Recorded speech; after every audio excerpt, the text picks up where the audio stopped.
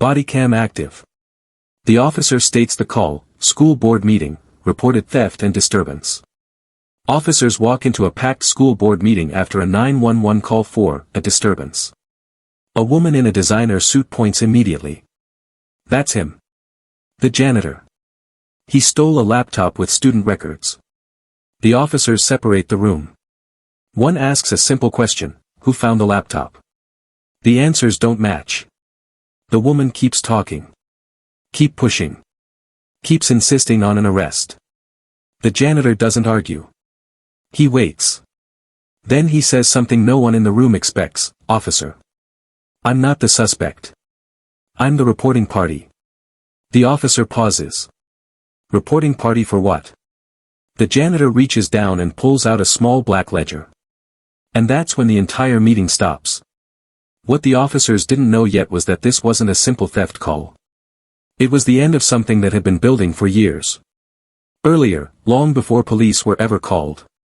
At the time, nobody in the district knew how much money was missing. Budgets were approved. Payments were signed off. Construction projects were completed on paper. And if you asked questions, you were told everything was handled.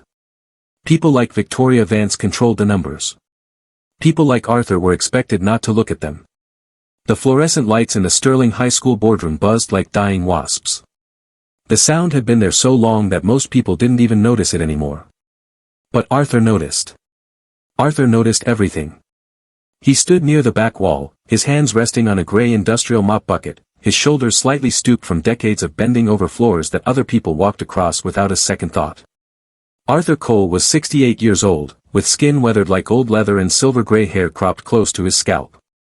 His uniform was clean but worn, a navy blue jumpsuit with Sterling High Custodial Services embroidered over the chest pocket, the letters faded from 1,000 washes. On his belt hung a ring of keys that could open every door in the building. Today, though, he'd brought something else. Tucked under his arm was a black leather ledger, its corners scuffed and its spine cracked from years of use. Arthur looked tired. He looked humble. He looked, to the untrained, like exactly what he appeared to be, a man who'd spent his entire life cleaning up other people's messes. But Arthur's eyes told a different story. They were calm, focused, and impossibly sharp. They swept across the room methodically, taking inventory.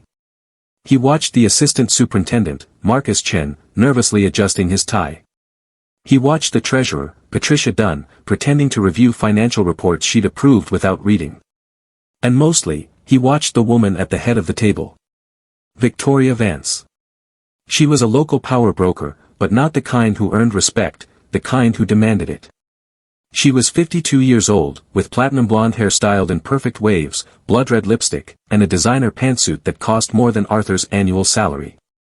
She didn't sit in her chair, she commanded it, leaning forward with her elbows on the mahogany table as if the entire school district existed only to serve her whims. Arthur had watched Victoria for 3 years now. He'd been in the principal's office when she pressured him to approve fraudulent contractor bids. He'd been emptying the trash in the conference room when she'd laughed about diverting scholarship funds into her special projects account. He'd been invisible, the way custodians always are, while she built her empire of theft one stolen dollar at a time. But invisibility had its advantages. While Victoria was busy buying a Ferrari with money meant for special education programs, Arthur was in the basement of Sterling High, cross-referencing invoices, tracking wire transfers, and building a case that would make any federal prosecutor weep with joy. He wasn't just cleaning the school anymore. He was cleaning the books. And tonight, in this boardroom, with a police body cam about to record every word, Victoria Vance was going to learn what happened when you underestimated the quiet man with the mop. Arthur pushed his cleaning cart down the empty hallway of Sterling High. His wheels squeaked against the polished floor. It was 9:47 p.m. on a Tuesday, and everyone had gone home hours ago. Everyone except Arthur. He liked the quiet. It gave him time to think. Time to notice things. He stopped outside Principal Henderson's office and pulled out his master key. The door swung open with a soft click. Arthur flipped on the light and started his usual routine, empty the trash, dust the shelves, vacuum the carpet. That's when he saw it. A piece of paper sat on Henderson's desk, half hidden under a coffee mug. Arthur moved the mug aside and picked up the paper. It was an invoice from Premier Construction Solutions for work on the new gymnasium. Arthur's eyes narrowed as he read the numbers. $847,000 for electrical wiring. He'd worked in this building for 30 years. He knew every pipe, every wire, every brick. The gym's electrical work had been done by Jackson and Sons Electric, a local company Arthur's neighbor worked for. They'd charged $180,000, and they'd done a beautiful job. Arthur pulled out his phone and took a picture of the invoice. Then he noticed something else.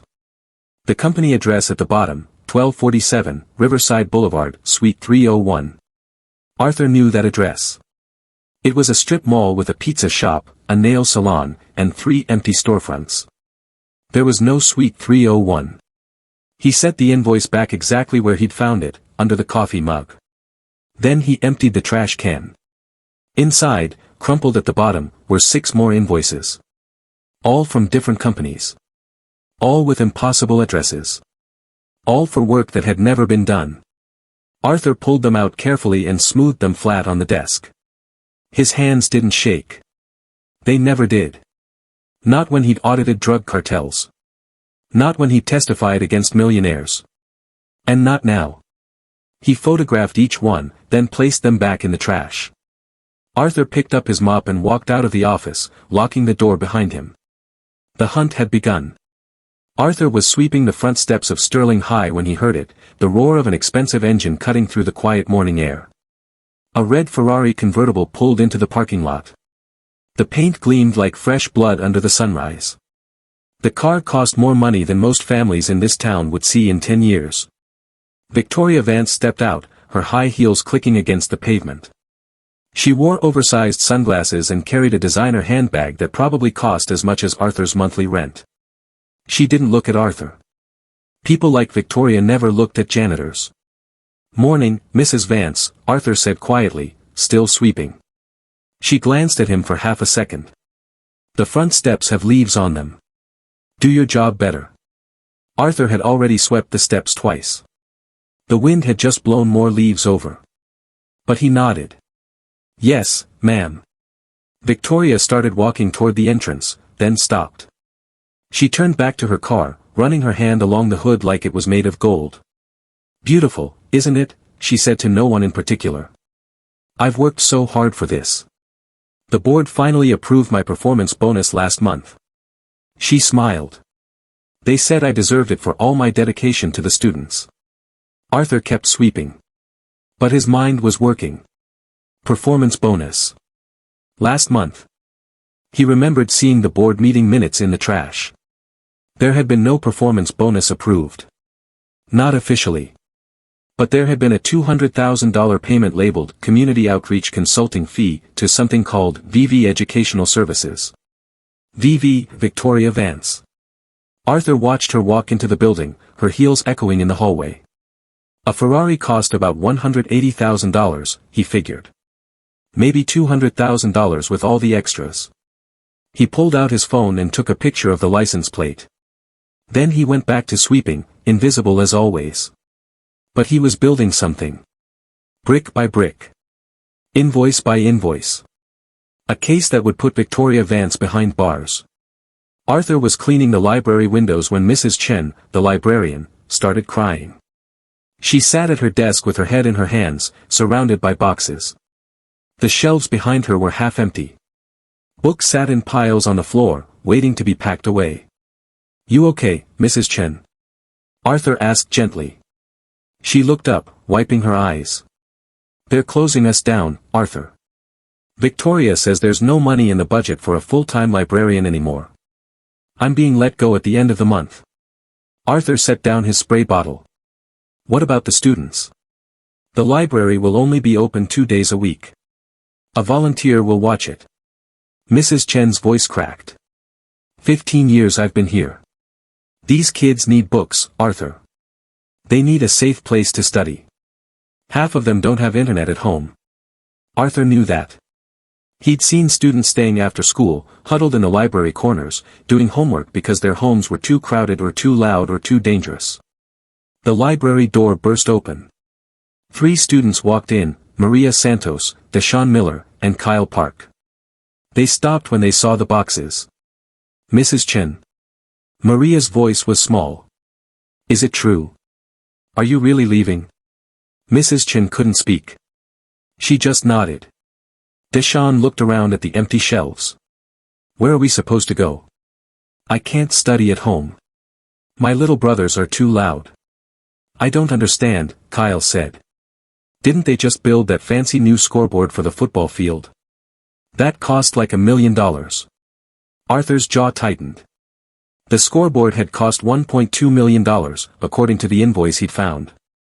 But the actual scoreboard company had only charged $300,000. The rest was fiction. Numbers on paper that went straight into Victoria's pocket. While these kids lost their library, Arthur picked up his cleaning supplies. Don't worry, he said quietly. Things are going to change real soon. Mrs. Chen looked at him strangely, but Arthur was already walking toward the door. He had work to do. Arthur wheeled the large dumpster from behind the administration building toward the loading dock. It was 10:30 p.m., and the parking lot was empty except for his old truck. Most janitors just tossed the trash bags into the dumpster and called it a night. But Arthur wasn't most janitors. He pulled on a pair of thick rubber gloves and climbed up on the side of the dumpster. Inside were dozens of black garbage bags from the day's cleaning. He knew which ones came from which offices. He'd collected them himself. Arthur grabbed the bag from Victoria's office and dragged it out. He set it on the ground and carefully opened it. Coffee cups. Candy wrappers. Tissues with lipstick stains. And then, paper. Lots of it. Victoria had a shredder in her office. Arthur had heard it running that afternoon when he'd passed by her door. But the shredder was old and cheap. It cut paper into strips, not confetti. Arthur pulled out a handful of shredded paper and held it up to the streetlight. Then he smiled.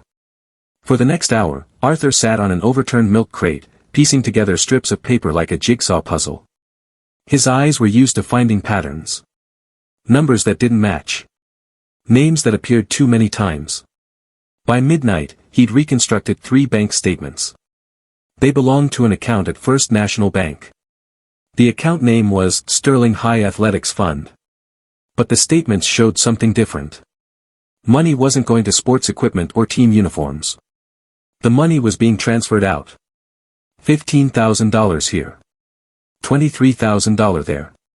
All going to another account ending in 7743. Arthur pulled out his phone and photographed each reconstructed statement. Then he carefully packed everything back into the trash bag and threw it in the dumpster. But first, he wrote down that account number, 7743. Tomorrow, he'd find out where that money was really going. Arthur wiped his hands and headed home. Some people threw away their secrets. Arthur collected them. Arthur was mopping the hallway outside the boardroom when Victoria's voice cut through the air like a knife. Arthur. Get in here. He squeezed out his mop and walked into the room. Victoria sat at the head of the long table, flipping through papers. She didn't look up. Yes, ma'am. I've been getting complaints, Victoria said, still not looking at him. The third-floor bathrooms weren't cleaned properly yesterday. There was a paper towel on the floor. Arthur kept his face calm. I cleaned those bathrooms myself at 6 p.m. They were spotless. Are you calling me a liar? Victoria's eyes snapped up to meet his. No, ma'am. I'm just saying. You're just saying nothing. Victoria stood up and walked around the table toward him. Let me be clear, Arthur. You're getting old. You're slow. You miss things. Maybe it's time for you to think about retirement. Arthur had mopped floors while Victoria slept. He'd carried 60-pound trash bags down 3 flights of stairs while she sipped coffee in her air-conditioned office. His knees ached and his back hurt, but he'd never missed a day of work in 30 years. I do my job well, Mrs. Vance. Your job? Victoria laughed. It was a cold sound. Your job is to stay invisible and keep this building clean. That's it. You don't ask questions. You don't stick your nose where it doesn't belong. And you certainly don't tell me how to run this school district. Arthur hadn't said anything about running the district. But her words told him something important. She was worried. She knew someone was watching. "Understood, ma'am," Arthur said quietly. "Good. Now get out. And do better, or I'll find someone younger who can actually keep up." Arthur picked up his mop and walked out. But as he left, he allowed himself the smallest smile. Victoria was scared. And she should be. Arthur sat in his small apartment that night, staring at the framed photograph on his wall. It showed a younger version of himself, maybe 38 years old, wearing a dark suit and tie. He stood in front of the IRS headquarters in Washington, D.C., shaking hands with the director. That was the day they'd taken down the Morales cartel's money operation. Arthur remembered it clearly. 3 years of work. Thousands of documents. Bank accounts in 7 different countries. The cartel had been washing $200 million a year through fake businesses, car washes, restaurants, construction companies that never built anything. But Arthur had found the pattern. He always found the pattern. He tracked every dollar, followed every trail, connected every fake invoice to a real crime. When the FBI finally raided their offices, Arthur's evidence filled 16 boxes. The case was so strong that 5 cartel bosses pleaded guilty rather than go to trial. The director had called Arthur the best forensic accountant in the country. But the stress had nearly killed him. The late nights. The death threats. The constant fear that he'd miss something and a criminal would go free. Arthur's wife, Linda, had begged him to quit. "You've done enough," she'd said. "We don't need the money. We need you alive." So Arthur had retired at 50. He'd thought he was done with investigations forever. Then Linda got sick. Cancer. The medical bills ate through their savings. After she died, Arthur couldn't stand being alone in their house. He needed something to do. Something simple. Something that didn't involve cartels or death threats.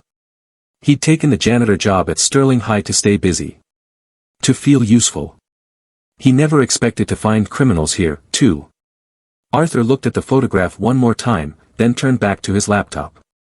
On the screen was a spreadsheet with Victoria's bank account numbers. Old habits died hard. And Arthur Cole was very good at his job. The janitor's closet in the basement of Sterling High was 8 feet by 10 feet. It smelled like bleach and floor wax. Most people never came down here. It was perfect. Arthur had been slowly transforming it for 2 years. On the outside, it looked normal, mops hanging on hooks, shelves stacked with cleaning supplies, boxes of trash bags. But Arthur had built a false wall at the back, hidden behind a row of metal shelving units. He moved the shelf aside and slipped through. Behind the wall was his real office. A folding table held 2 laptop computers, one for tracking documents, one for financial analysis. A printer sat underneath, quiet but ready. Cork boards covered the walls, filled with printed invoices, photographs, and handwritten notes connected by red string. Arthur had labeled everything. Fake construction companies. Shell accounts. Victoria's personal purchases. Missing student funds. In the center of the largest board was Victoria's photograph, printed from the school website. Around her face were dozens of connections, arrows pointing to bank accounts, fake businesses, and stolen money. Arthur sat down at his laptop and opened his main file, sterling_high_audit_2023.xlsx. The spreadsheet had 847 rows. Each row was a transaction. Each transaction told part of the story. Row 234, $67,000 paid to Apex Roofing Solutions for repairs that never happened. Row 458, $123,000 to Summit Educational Consulting for services nobody could explain. Row 671, $89,000 to Premier Technology Systems for computers that were never delivered. All the money had one thing in common. It disappeared into accounts connected to Victoria Vance. Arthur pulled up the bank statements he'd pieced together from the shredded papers. Account number 7743. He'd made some calls to old friends at the Treasury Department. Quiet calls. Friendly favors. The account belonged to Victoria's daughter, Jessica Vance. Arthur leaned back in his chair and smiled. "Got you," he whispered. He saved his file and backed it up to 3 different USB drives. Then he went back to mopping floors. Arthur was emptying trash cans in the administration building when he heard voices coming from the conference room. The gala was absolutely perfect, Victoria's voice rang out. Everyone loved the ice sculptures. Arthur slowed down. He pushed his cart quietly toward the door, which was cracked open about 2 inches. How much did the whole event cost? That was Patricia Dunn, the district treasurer. Oh, about $85,000. But it was worth every penny. The mayor was there. The state senator. We looked very professional. Arthur froze. $85,000 for a party. And the district covered it? Patricia asked. Of course. I put it under building maintenance. Nobody checks that account closely. Arthur's hand tightened on his cart handle. Building maintenance. That was the fund supposed to fix leaking roofs and broken heaters. Last winter, the heat had broken in the East Wing. Students wore coats to class for 2 weeks because Victoria said there was no money for repairs. But there was $85,000 for ice sculptures at her private gala. Victoria laughed. Honestly, Patricia, the maintenance fund is like a personal slush fund. As long as I label things correctly on paper, nobody asks questions. Equipment repair can mean anything. Facility upgrades can mean anything. I just hired my nephew's catering company for $40,000 last month. Called it Nutrition Services Consulting. Arthur heard papers shuffling. Just make sure the invoices look real, Victoria continued. Use official letterhead. Big words. Make it boring so nobody reads it too carefully. Patricia laughed nervously. You're terrible. I'm smart, Victoria corrected. There's a difference. Arthur backed away from the door silently. He went to the bathroom and locked himself in a stall. Then he pulled out his phone and checked his voice recorder app. The red button was still recording. He'd heard every word. Arthur smiled and pressed stop. Then he transferred the audio file to his secure folder labeled evidence_audio_files. The slush fund just became evidence. Arthur was cleaning the science lab after school when Mr. Rodriguez walked in. The chemistry teacher looked nervous, glancing over his shoulder before closing the door. Arthur, we need to talk. Arthur set down his spray bottle. What's wrong? Mr. Rodriguez ran his hand through his hair. I overheard something today. Victoria was talking to Marcus Chen in the parking lot. They didn't see me, I was sitting in my car grading papers. What did they say? Victoria said you've been asking too many questions. She thinks you're snooping around. Mr. Rodriguez's voice dropped to a whisper. Arthur, she said she's going to get rid of you. She's planning something. Arthur's face stayed calm, but his heart beat faster. Planning what? I don't know exactly. But she said something about making sure he looks guilty. She told Marcus to keep his mouth shut and let her handle it. Mr. Rodriguez stepped closer. Arthur, I don't know what's going on, but Victoria is dangerous. She got the last principal fired when he questioned her budget. She had him investigated for stealing school property. It was all lies, but it ruined his career. Arthur remembered Principal Harrison. Good man. Honest. He'd left suddenly 2 years ago, right after he'd started asking Victoria for detailed financial reports. Why are you telling me this? Arthur asked. Mr. Rodriguez looked him in the eye. Because you're a good man. You've worked here longer than anyone. You help the kids. You don't deserve whatever she's planning. He paused. And because I think you're not just asking questions for no reason. I think you found something. Arthur didn't respond. Be careful, Mr. Rodriguez said. Whatever you're doing, finish it fast. Because Victoria's making her move soon. He opened the door, checked the hallway, and left. Arthur stood alone in the science lab. He pulled out his phone and looked at his evidence folders. Invoices. Bank statements. Audio recordings. Photographs. He had enough to bring Victoria down. But now he was racing against time. Arthur arrived at work the next morning at 6 a.m., like always. He unlocked the custodial supply room and grabbed his cleaning cart. Everything seemed normal. He started his morning routine, sweeping the main hallway, emptying trash cans, checking the bathrooms. At 7:15, students began arriving for school. Arthur was wiping down the water fountains near the main office when Principal Henderson came rushing down the hall. His face was red with anger. "Someone stole my laptop," Henderson shouted to the secretary. "It was on my desk last night. Now it's gone. That laptop has confidential student records on it. We need to call the police." Victoria appeared from her office like she'd been waiting for this moment. "Don't panic, Richard. I'm sure there's a simple explanation." She turned and looked directly at Arthur. "Has anyone unusual been in the building?" "Just the regular staff," Henderson said. "And the custodial workers have keys to every room, don't they?" Victoria's voice was sweet as poison. Arthur felt his stomach tighten. "Now Victoria, let's not jump to conclusions," Henderson said. "I'm not jumping anywhere. I'm being logical." Victoria walked toward Arthur's cart. "Arthur, do you mind if we look through your supplies? Just to rule things out." "Go ahead," Arthur said quietly. Victoria reached into the lower shelf of his cart, beneath the bottles of cleaning solution. Her hand emerged holding a silver laptop. "Well," she said, her voice full of fake surprise. "What do we have here?" Henderson's mouth dropped open. "Arthur? Is that my laptop?" "I've never seen it before," Arthur said. His voice was steady. "Someone put it there." "Of course you'd say that," Victoria said. "Richard, call the police. We have a thief." Arthur looked at Victoria's face. She was smiling. But Arthur smiled back. Because he had cameras. The emergency school board meeting was scheduled for 7 p.m. that same day. Victoria had worked fast. Arthur sat in the front row of the boardroom, his hands folded in his lap. Behind him, the room was packed. Teachers. Parents. Students.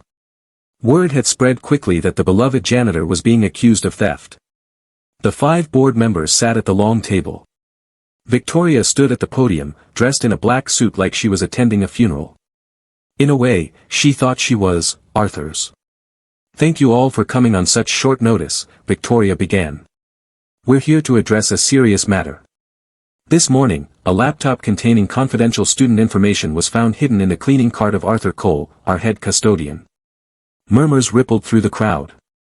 "Arthur has worked here for 30 years, Victoria continued, her voice dripping with fake sadness. "It pains me to say this, but we believe he has been stealing from the school. We found the laptop. Who knows what else he's taken?" Mrs. Chen stood up in the back. "That's ridiculous. Arthur would never." "Please sit down," Victoria snapped. "This is not a discussion. The evidence is clear." Mr. Rodriguez raised his hand. "Shouldn't Arthur get a chance to defend himself?" Victoria turned to Arthur with a cold smile. "Of course. Arthur, would you like to explain why you stole school property?" Arthur stood slowly. Every eye in the room was on him. "I didn't steal anything," he said simply. "The laptop was in your cart," Victoria said. "Someone put it there." "Who would do that?" Victoria laughed. "Arthur, you're a janitor. You clean toilets. You don't understand investigations or evidence. Just admit what you did." Arthur's jaw tightened. He reached into his jacket pocket. Victoria's smile grew wider. "Do you have something to say?" "Not yet," Arthur replied. "But I will soon." Victoria turned to the board. "I motion that we terminate Arthur Cole's employment immediately, effective tonight." Board member Thomas Walsh cleared his throat. "Victoria, shouldn't we at least hear Arthur out? Give him a chance to present his side?"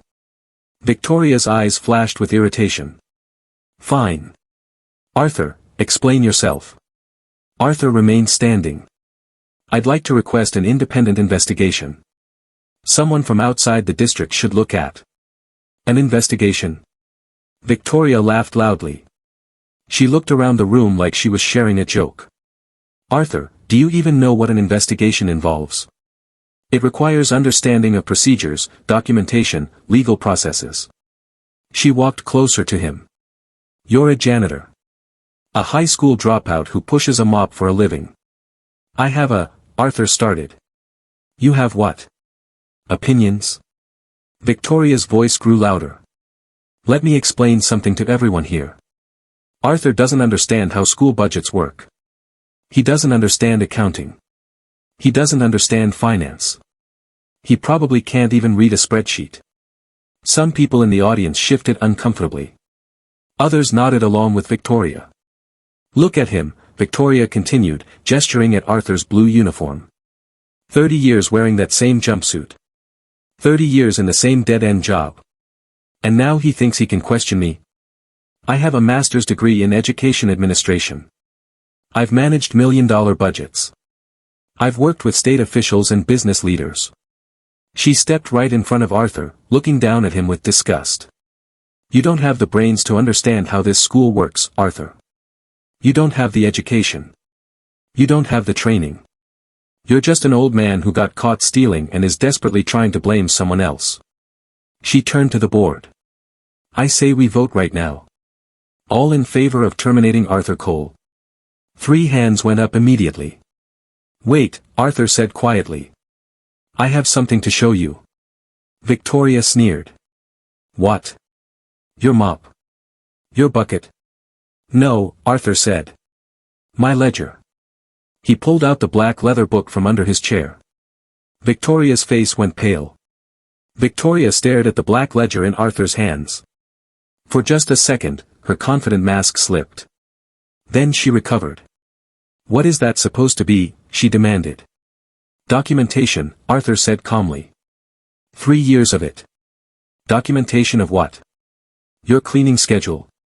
Victoria laughed, but it sounded forced. This is a waste of time. Board members, let's vote. I'd like them to see what's inside first, Arthur said. He opened the ledger to the first page. Rows of neat handwriting filled the lines. Dates. Invoice numbers. Company names. Dollar amounts. When Victoria Vance saw an aging black man in a faded blue jumpsuit holding a worn ledger in the boardroom, she didn't see 30 years of meticulous documentation. She saw a janitor who'd forgotten his place. She sneered at him. She mocked his lack of understanding. She thought she could humiliate him out of the room and bury her crimes in a landfill along with his reputation. Victoria's eyes went wide. She lunged forward and tried to grab the book. That's private property. You stole that from my office. I didn't steal anything, Arthur said, holding the ledger away from her. I documented everything I found in the trash, in public meeting minutes, and in plain sight. He's lying. Victoria's voice was shrill now. She spun toward the board members. He's a thief trying to cover his tracks. Don't listen to him. But people in the audience were leaning forward, trying to see the ledger. Victoria pulled out her cell phone with shaking hands. That's it. I'm calling the police. Arthur is trespassing. He's been fired. He needs to leave immediately. The vote hasn't happened yet, Mr. Rodriguez called out. I don't care. Victoria screamed into her phone. Yes, hello. 911. I need police at Sterling High School immediately. We have an aggressive man who's refusing to leave. He's threatening people. He's mentally unstable. Please hurry. She hung up and pointed at Arthur. You have 5 minutes before the police drag you out of here in handcuffs. Arthur sat down calmly and placed his ledger on his lap. Good, he said quietly. I was hoping you'd call them. Victoria blinked. What? The police, Arthur said. I want them here too. For the first time all night, Victoria looked genuinely afraid. 6 minutes later, 2 police officers walked into the boardroom. The crowd went silent. Officer Maria Santos entered first, her bodycam blinking with a small red light on her chest. Behind her was Officer James Mitchell, a veteran cop with gray hair and sharp eyes. Victoria rushed toward them. Officers, thank God you're here. This man, she pointed at Arthur, is trespassing and causing a disturbance. He's been fired and refuses to leave. I think he might be dangerous. Officer Mitchell looked at Arthur and stopped walking. His eyebrows went up. Arthur Cole. Mitchell said. Is that you? Arthur stood and nodded. Hello, James. Victoria's face twisted with confusion. You two know each other? Know him? Mitchell turned to his partner. Santos, this is Arthur Cole. He volunteers at the community center every Saturday, teaching kids math. Helped my daughter get into college with her scholarship essay. He looked back at Arthur. Haven't seen you in months, Arthur. How've you been? Been busy, Arthur said quietly. Victoria's voice went high and tight. That's wonderful, but he stole school property and... Ma'am, I need you to step back, Officer Santos said firmly. She looked at Arthur. Sir, what's going on here? Arthur held up his ledger. I have evidence of financial crimes. 3 years of embezzlement, fraud, and theft from this school district. I was trying to present it when Mrs. Vance called you. Victoria laughed desperately. He's lying. He's just a janitor. He doesn't know anything about finance. Officer Mitchell's expression changed. He looked at Arthur carefully. Arthur, didn't you used to work for the government? IRS, Arthur said. Forensic Accounting Division. Retired 15 years ago. The room went completely silent. Victoria's mouth opened and closed like a fish. Officer Santos pulled out her notepad. Her Bodycam kept recording. Sir, she said to Arthur, I think we'd like to see that evidence. But she had no idea that the man she was trying to destroy wasn't just a custodian. He was a retired IRS forensic accountant who had taken down cartel money launderers before she bought her first Prada bag with stolen lunch money. And he wasn't there to beg for his job. He was there to deliver an audit she would never forget. Arthur opened his ledger to the first marked page. The officers stepped closer. Officer Santos's Bodycam captured everything. Page 1, Arthur began, his voice steady and clear. September 14, 2021. Premier Construction Solutions invoiced the school district $847,000 for electrical work on the gymnasium. The actual contractor, Jackson & Sons Electric, charged $180,000. The difference, $667,000, vanished. He turned the page. Premier Construction Solutions doesn't exist. The address on the invoice is a strip mall. I've included photographs. Arthur pulled out a photo and held it up. This is 1247, Riverside Boulevard. No Suite 301. Just a pizza shop and empty stores. Victoria's face had gone completely white. This is absurd. I don't have to listen to. Page 4, Arthur continued, ignoring her. Apex Roofing Solutions. $312,000 for roof repairs that never happened. I have photos of the roof from every month for 2 years. No repairs were done. He kept turning pages. His voice never wavered. Summit Educational Consulting. $456,000. No services provided. VV Educational Services. $200,000. VV stands for Victoria Vance. That money bought the Ferrari sitting in the parking lot right now. Officer Mitchell wrote quickly in his notebook. Page 12. The Sterling High Athletics Fund. Money transferred to account number 7743 at First National Bank. That account belongs to Jessica Vance, Mrs. Vance's daughter.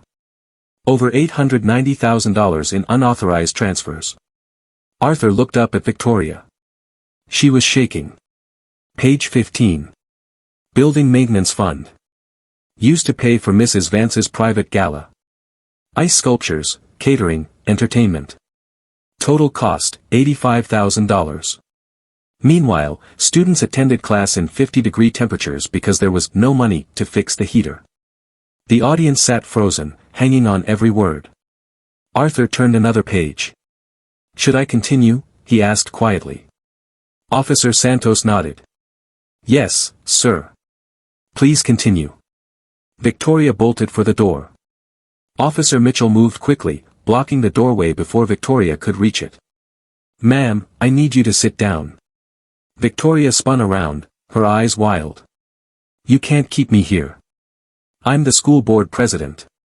I have rights. And we have questions, Officer Santos said firmly. Sit down, please. Victoria collapsed into a chair, her hands gripping the armrests. Arthur continued reading from his ledger. Page 18. International transfers. Mrs. Vance opened 3 offshore accounts using shell companies. He pulled out printed bank statements and held them up to the Bodycam. Account 1, Cayman National Bank. Account name, Beacon Educational Holdings. Total deposits, $1.2 million over 2 years. All money came from fake invoices paid by Sterling High. People in the audience gasped. Account 2, Swiss Commercial Bank. Account name, Summit Global Consulting. Total deposits, $890,000. This account was opened using money stolen from the Student Scholarship Fund. Mrs. Chen stood up in the back, tears streaming down her face. That's why we had to cut scholarships. Because she stole the money? Arthur nodded slowly. Yes, ma'am. Victoria put her face in her hands. Stop. Please stop. But Arthur kept reading. Account 3, BVI International Trust. Account name, Victoria M. Vance. She didn't even bother hiding this one. Total deposits, $2.3 million. Officer Mitchell whistled low. That's over $4 million. $4.4 million, Arthur corrected. To be exact. He turned to the final marked page in his ledger. I've also included wire transfer receipts, email correspondence between Mrs. Vance and fake contractors, and audio recordings of Mrs. Vance discussing the slush fund with the district treasurer. Arthur reached into his jacket and pulled out a USB drive. He handed it to Officer Santos. Everything is on here. Copies of every document. Every photo. Every recording. All organized by date and category. Officer Santos took the drive carefully, like it was made of gold. Mr. Cole, she said quietly, this is the most detailed evidence package I've ever seen. Arthur nodded. I spent 30 years learning how to build cases against criminals. Old habits die hard. Victoria shot up from her chair like she'd been electrocuted. This is a setup. He planted all of this. Arthur is the criminal here, not me. Her voice was no longer smooth and controlled. It was high and panicked. Ma'am, calm down, Officer Santos said. Calm down. Victoria screamed. He's lying. Everything he said is lies. Those aren't my accounts. I've never heard of those companies. Arthur calmly turned to another page. Page 22. Email from Victoria Vance to David Chen at First National Bank, dated March 15, 2023. Quote, please transfer $45,000 from the Sterling account to my Cayman account. Use the usual routing number. Victoria's face went from white to red. You hacked my email. That's illegal. I didn't hack anything, Arthur said. You printed that email and threw it in the trash. I found it. You went through my trash. Victoria shrieked. Once it's thrown out, it's not private the same way, Officer Mitchell said. Victoria looked around the room desperately. Board members stared at her with horror. Parents whispered to each other. Students held up phones, recording everything. This is insane. Victoria shouted. She pointed at Arthur. He's just a janitor. Why would you believe him over me? I'm a respected member of this community. I've served on this board for 8 years. And you've been stealing at least 3 of them, Officer Santos said quietly. Victoria's eyes filled with tears. No. No, you don't understand. I worked so hard. I deserve that money. Do you know how many hours I put into this district? She took 3 steps toward the door. Officer Mitchell stepped in front of her. Mrs. Vance, I can't let you leave. Get out of my way. Victoria tried to push past him.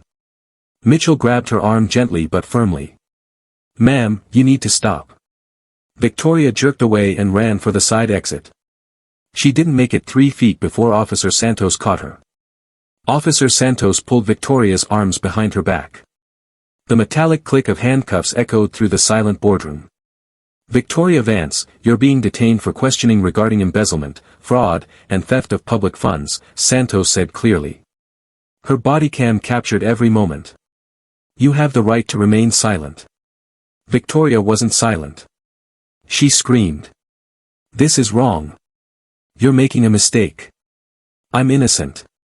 Mascara ran down her face in black streaks. Arthur set me up. He's the thief. Check his bank accounts. Check his house. We'll be checking everything, ma'am, Officer Mitchell said. Including yours. At least 15 people in the audience held up their phones, recording. The red Ferrari in the parking lot. Victoria in handcuffs. Arthur standing calmly with his ledger. Victoria saw the cameras and seemed to realize what was happening. No. No, don't record this. Stop. You can't post that. But it was too late. Phones were already uploading videos to social media.